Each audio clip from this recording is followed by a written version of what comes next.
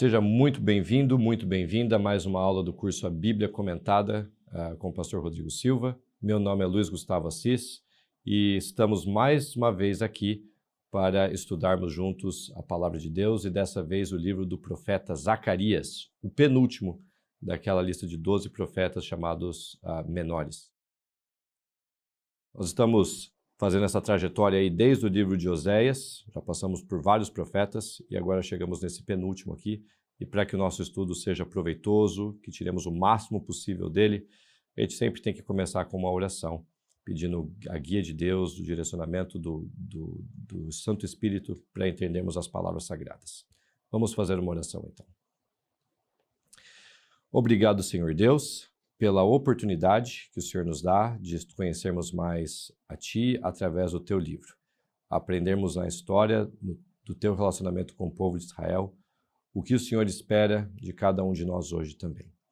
Eu oro para que cada aluno, que cada aluna do curso A Bíblia Comentada tenha momentos proveitosos de estudos nesse momento. Pedimos isso no Teu nome santo. Amém. Prezados, nós vamos falar então sobre o livro do profeta Zacarias. Teremos 3 aulas sobre esse profeta e hoje, diferente nessa ocasião aqui, pelo menos diferente das outras, onde eu sempre tinha uma foto da estátua de pedra-sabão do Aleijadinho, hoje eu vou dar crédito aí para o Michelangelo, que fez aí uma representação de vários profetas da Bíblia hebraica no teto da Capela Sistina, lá do Vaticano. E esse daqui é Zacarias. Não dá para ver totalmente o nome dele ali, mas você consegue ver ali um Zá ali no começo e o Ias ali, né? E aqui o Zacarias, um europeu, né? Aos olhos de Michelangelo ali. Mas ele era natural de Judá, como a gente vai ver, bem diferente do que um europeu na época da Idade Média. Muito bem, a estrutura da nossa aula hoje, como de costume, quando a gente introduz um livro, a gente fala do profeta que leva aquele nome, da pessoa por detrás do livro, falamos do livro em si, da estrutura do livro, dos tópicos do livro, e também a nossa aula de hoje, não só Zacarias profeta, Zacarias livro, mas também as visões que nós vamos ver de Zacarias nos capítulos 1 a 6. Então vamos começar aqui com o primeiro item, o nome, né? Zacarias. Zacarias vem a mistura de 2 palavras hebraicas. O nome, na verdade, em hebraico é falado Zechariahu, e Zechariahu é a junção de Zahar, que é o verbo lembrar em hebraico, e Iá, que é uma forma abreviada do nome de Deus, igual a palavra aleluia. Louve Iá, louve ao Senhor. Então o que a gente tem aqui o nome Zechariahu, Zacarias, significa Yah ou Yahweh se lembrou. Então, só no nome do profeta, você já tem aqui um teor do que ele está prestes a falar no livro, que Deus se lembrou de alguém, de algo, e ele está executando isso através do livro do profeta Zacarias, ou através do profeta Zacarias, que deixou essas mensagens aqui para a posteridade. Agora, o texto bíblico vai dizer que, no verso 1, que ele é filho de Baraquias, filho de Ido, o profeta. No entanto, o livro de Esdras, falando desse mesmo profeta, e a gente vai ver que ele era contemporâneo de Esdras, chama ele simplesmente de filho de Ido. Então, no livro de Zacarias, Ido é o avô de Zacarias, enquanto que em Esdras ele é o pai de Zacarias, né? Filho de Ido. A gente tem aqui pelo menos 2 situações. Uma delas é que a palavra ben, em hebraico, que é traduzida por filho, não significa simplesmente filho literal, né? Pode ter aí uma ideia de afiliação ou de um parentesco um pouquinho mais extenso. Então a gente tem esse tipo de frase em português, né? Quando a gente está brincando com alguém e fala meu filho, o que você fez? Alguma coisa assim, conversando com um amigo, conversando com um sobrinho, conversando com um primo, de maneira assim, como se fosse uma expressão quase que idiomática, né? Quando a gente quer mostrar uma proximidade com alguém, mas não é aquela proximidade tanta a ponto de ser filho, né? Ou filha. Essa é uma possibilidade do que a gente tem aqui, e a segunda possibilidade é que Baraquias, quem sabe, tenha morrido cedo, e o Zacarias tenha sido criado pelo seu avô Ido. De qualquer forma, isso daqui não influencia em nada a nossa compreensão da mensagem desse profeta. E também, e aqui eu quero fazer aqui um parênteses, esse tipo de situação que você vê na Bíblia, onde uma informação parece que não bate com a outra, não deveria nos deixar assustados ou preocupados. Isso porque a gente precisa lembrar que a Bíblia, ao mesmo tempo que ela é tida por nós cristãos como palavra de Deus, ela não é um livro exatamente ditado por Deus, onde cada palavra veio da boca de Deus. Deus inspirou profetas, o pensamento desses profetas, e eles escreveram. Mas esses profetas podiam sofrer esquecimento? Podiam esquecer uma referência cronológica? Podiam, e esqueceram. Existem algumas passagens, principalmente do livro de Crônicas e Reis, falando do mesmo evento, que elas não batem, porque parece que o autor de Crônicas, e vice-versa, o autor de Reis, se esquecem de um detalhe ou de outro cronológico. E a mesma coisa com geografia, a mesma coisa em genealogias. Genealogias, quando você vai comparando a mesma genealogia em livros diferentes, tem nomes faltando em uma, que aparecem na outra. Então, isso tudo para mostrar que a inspiração divina ocorre no pensamento do autor, não naquelas palavras, não foram ditadas pelo próprio Deus para o autor. Então, vamos fechar esse parênteses e ficar com o coração tranquilo que não existe nada que desabone a mensagem do profeta Zacarias, simplesmente por ele não estar aqui sendo, as informações estarem batendo. No capítulo 2, 4 desse livro, ele é chamado de jovem, e ali é a palavra hebraica Naar, e Naar é um rapazinho, bem novo, o que nos faz pensar que esse Zacarias era bem novinho quando os judeus voltaram de Babilônia, ali por volta do ano 538, 539 a.C. Né? Esse nosso profeta, assim como outros que nós já conversamos, ele tem um pedigree sacerdotal. Essa origem, esse background, como a gente usa essa palavra no estudo da Bíblia, esse contexto pessoal da história do profeta Zacarias ajuda a gente a entender alguns tópicos da mensagem dele, como, por exemplo, a preocupação dele com a reconstrução do templo, a remoção de impurezas pecaminosas de um sumo sacerdote e também de toda a terra, né? Então, ele parece estar muito preocupado com esses tópicos aqui. Um profeta que eu não inseri aqui, deveria ter inserido, mas menciono agora, é o profeta Joel. Na nossa aula, nós falamos de também como o profeta Joel tem uma preocupação constante com o que acontece no templo, com as ofertas, com os sacerdotes, o que também provavelmente mostra que Joel deveria ser incluído nessa lista aqui de profetas com um pedigree sacerdotal. Muito bem. E quanto à data desse livro? Bom, o que a gente tem agora é que o livro de Zacarias nos oferece algumas datas que ajudam a gente a situar esse livro cronologicamente na história. E aqui eu tenho duas. O livro começa com 8 visões, do capítulo 1 até o capítulo 6, e essas 8 visões ocorreram em uma noite. E ele dá a data, fazendo as conversões, o que ele dá de data do calendário dele com o nosso, 15 de fevereiro de 519 a.C. Você vai ver mais tarde, na nossa aula, que nós vamos estudar algumas dessas visões, mas é surpreendente saber que ele teve as 8 visões em uma só noite.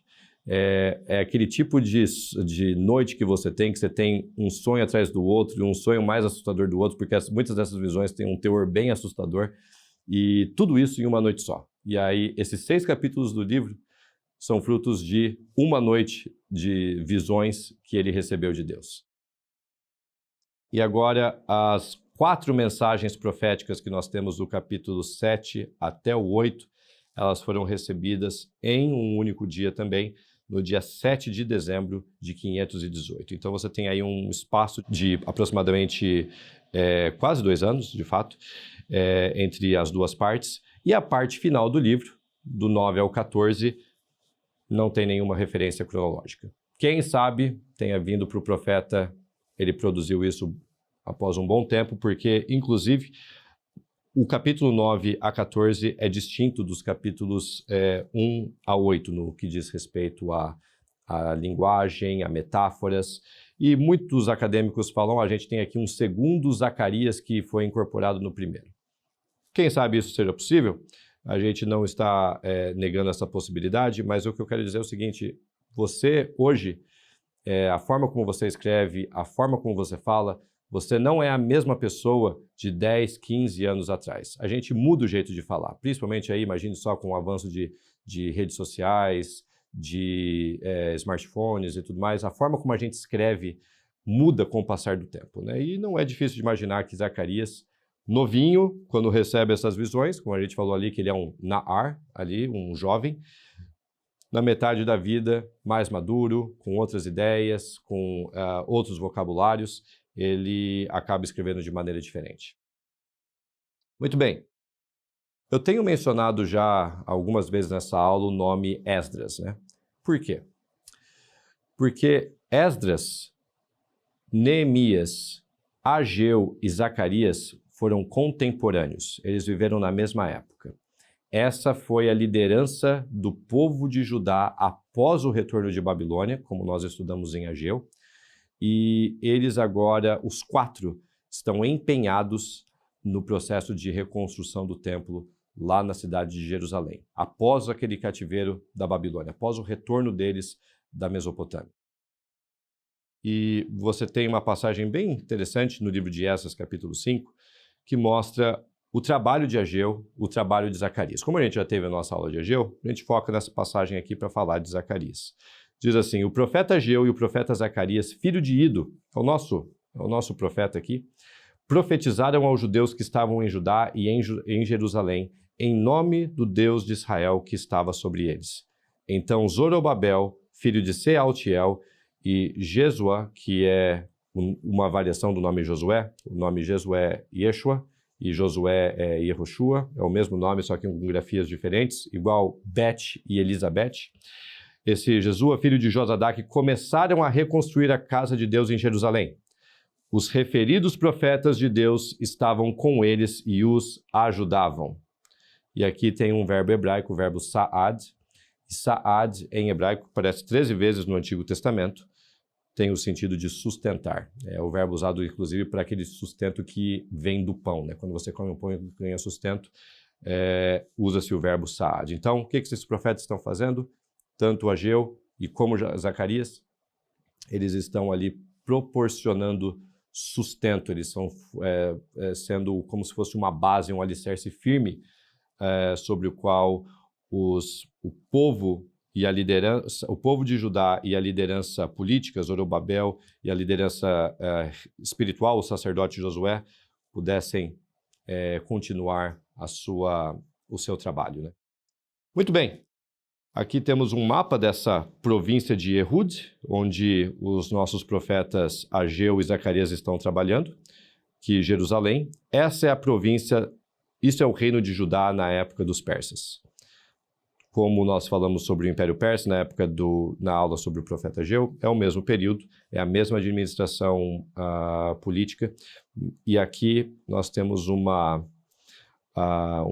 território, assim, eu diria, não muito expressivo.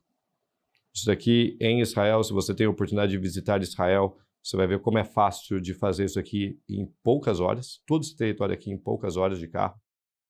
Esse foi um momento muito difícil. Você deve se lembrar aí que falamos sobre esse período na aula sobre Ageu, como a vida em Ehud, em Judá, essa província agora do Império Persa, como ela foi difícil para aqueles judeus que voltaram de Babilônia depois de terem vivido uma vida próspera lá, e agora encontraram aquele território sucateado, como a gente diz em português.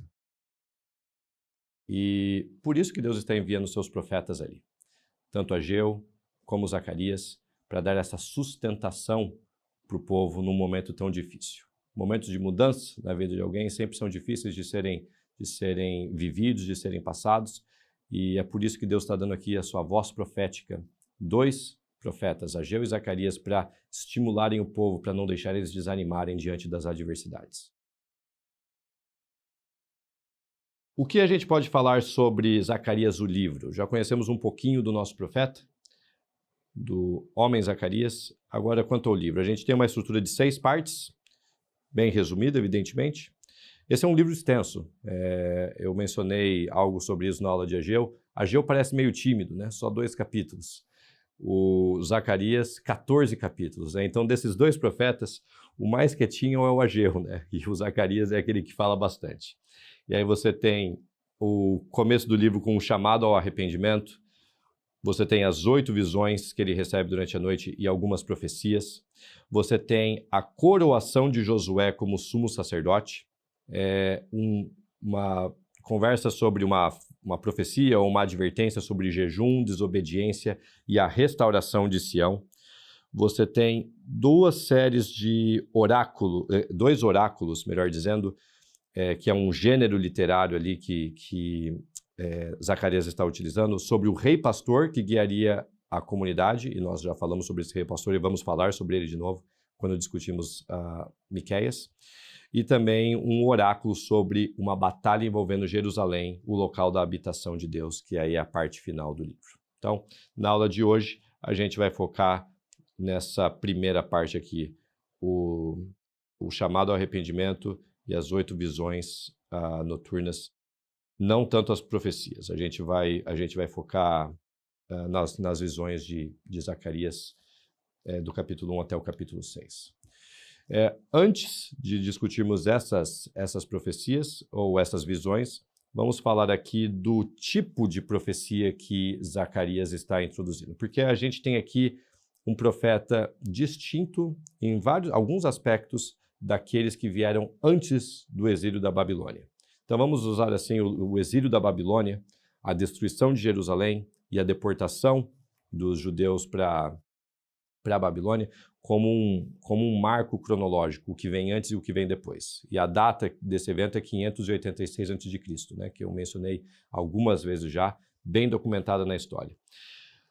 Os profetas que vêm antes da destruição do templo, eles têm um tipo de profecia bem estabelecido, e aqueles que vêm depois, eles têm umas certas características. Então, Zacarias tem algumas dessas características. Por exemplo, datas específicas. Isso não aparece tanto em Isaías, Jeremias, não aparece. Isso vai aparecer com Ezequiel, Ageu e Daniel. E qual é a semelhança entre esses 3 livros e Zacarias, evidentemente? Todos eles estão naquele período que faz a transição entre o cativeiro da Babilônia, o antes e o depois, né? Ezequiel está em Babilônia, ele começa a profetizar por volta aí do ano 592 a.C., a primeira visão do livro. Ageu vem após a destruição, após o exílio da Babilônia para Judá e faz as suas profecias. E Daniel está fazendo ali o seu ministério profético em Babilônia, né? Então é nessa transição. Outra característica é o simbolismo estranho que essas visões têm de Zacarias. E por simbolismo estranho, eu estou aqui falando de metáforas que ele usa, que não são mais aquelas metáforas da natureza ou de situações do dia a dia, como você lê em Isaías ou em Jeremias, ou até mesmo em Oséias. O que você encontra em Zacarias agora é aquilo que os acadêmicos chamam de profecia apocalíptica, onde o simbolismo é quase que bizarro. Você tem animais com chifres, animais com olhos, você vê monstros lutando entre si, e o nosso profeta Zacarias não vai ter tanta ênfase nesse tipo de visão, mas ele usa algumas dessas metáforas diferentes. E o principal dos profetas que faz uso desse tipo de simbolismo é Daniel, e os dois não estão muito distantes cronologicamente. Daniel vai profetizar muito ali durante os anos, ou trabalhar como profeta, ser um profeta durante os anos 590, 80, 60, até ali a conquista de Ciro, de Jerusalém, por volta do ano 539 a.C., enquanto que o nosso profeta, sob consideração aqui, Zacarias, surge no ano 519, como a gente viu naquela data lá. Esses são os principais tópicos das visões de Zacarias: reconstrução de Jerusalém, retorno do exílio da Babilônia, liderança política, e aqui a gente tem a figura de Zorobabel, e também espiritual, no caso o sumo sacerdote Josué, e também obediência aos preceitos divinos.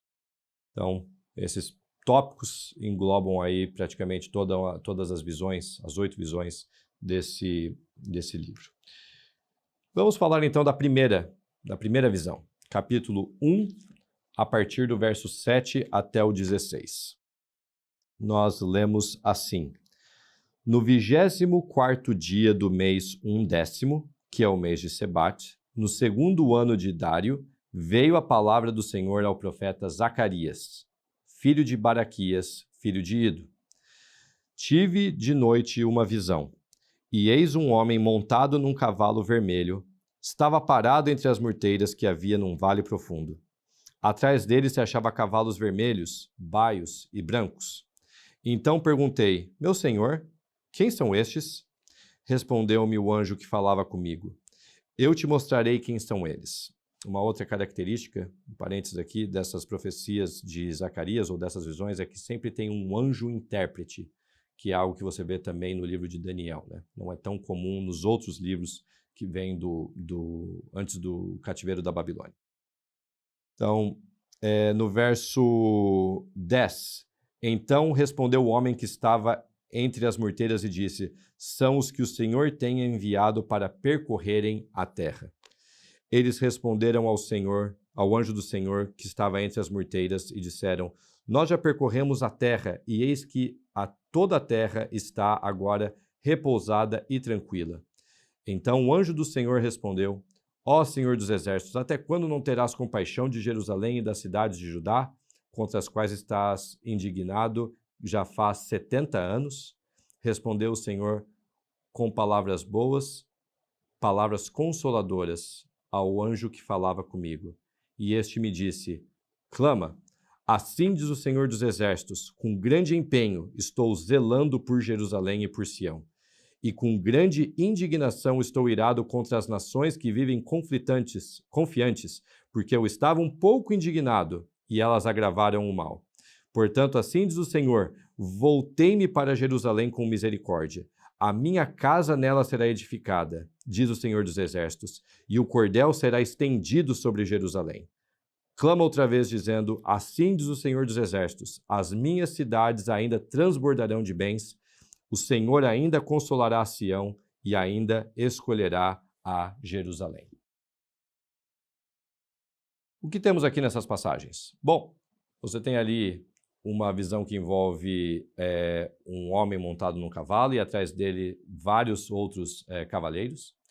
Você tem o profeta conversando com o anjo, perguntando quem são esses. E aí é dito que esses são os que o Senhor enviou para percorrerem a terra.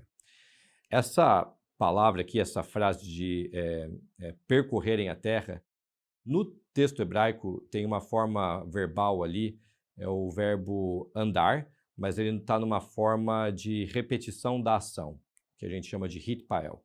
Então, a forma do verbo ali, hithaler, e esse hithaler ele tem a ver com inspeção. É a forma verbal, por exemplo, utilizada para falar de Satanás no livro de Jó, andando pela terra, andando e percorrendo a terra, né? Então, ele está inspecionando a terra, procurando quem ele pode usar para favorecer ali a sua causa.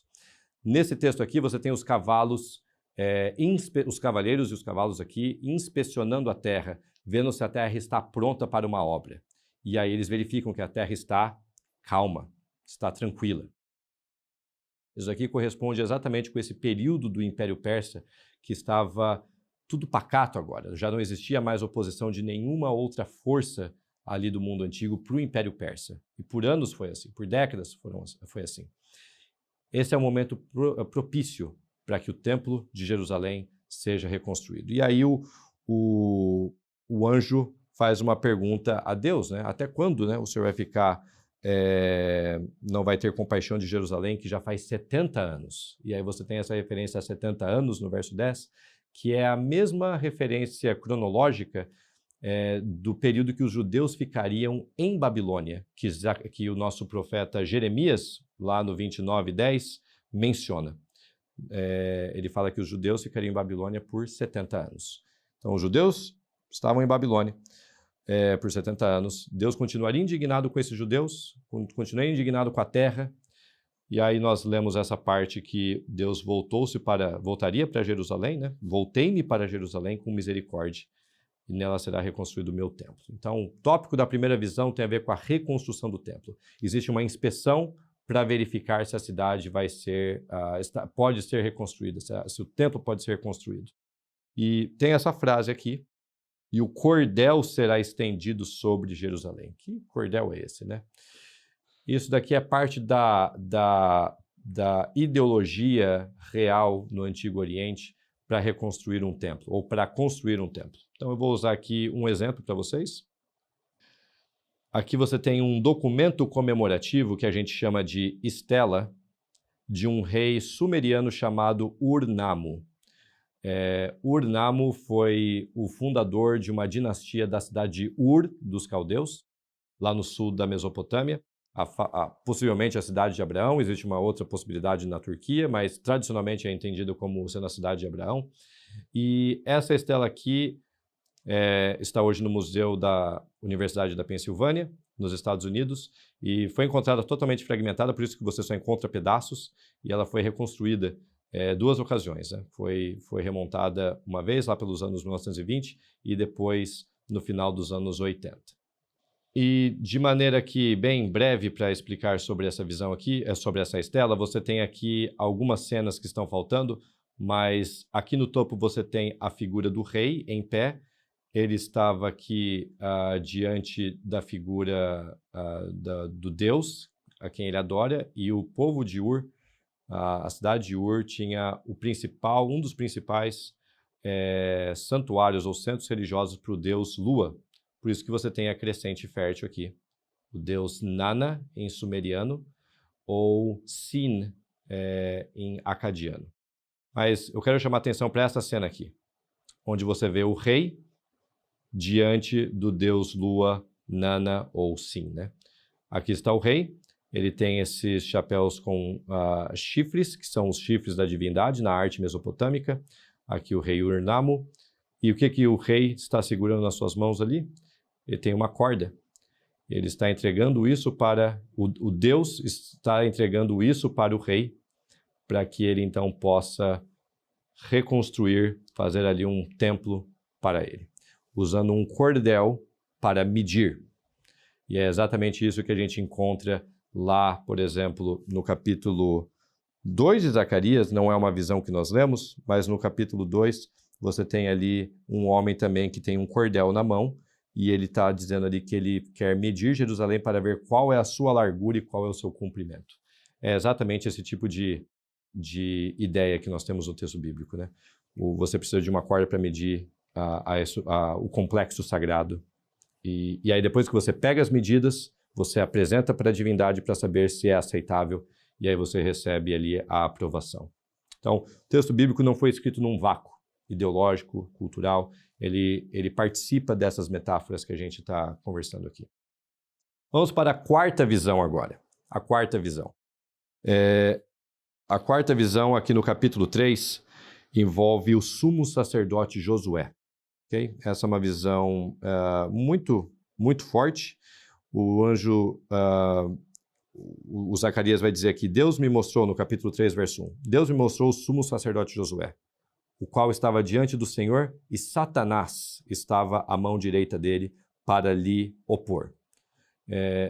Opor é exatamente o que Satanás sabe fazer de melhor. Isso porque Satan, em hebraico, significa opor ou acusar, e é exatamente o que ele faz aqui. O acusador está ali para acusar.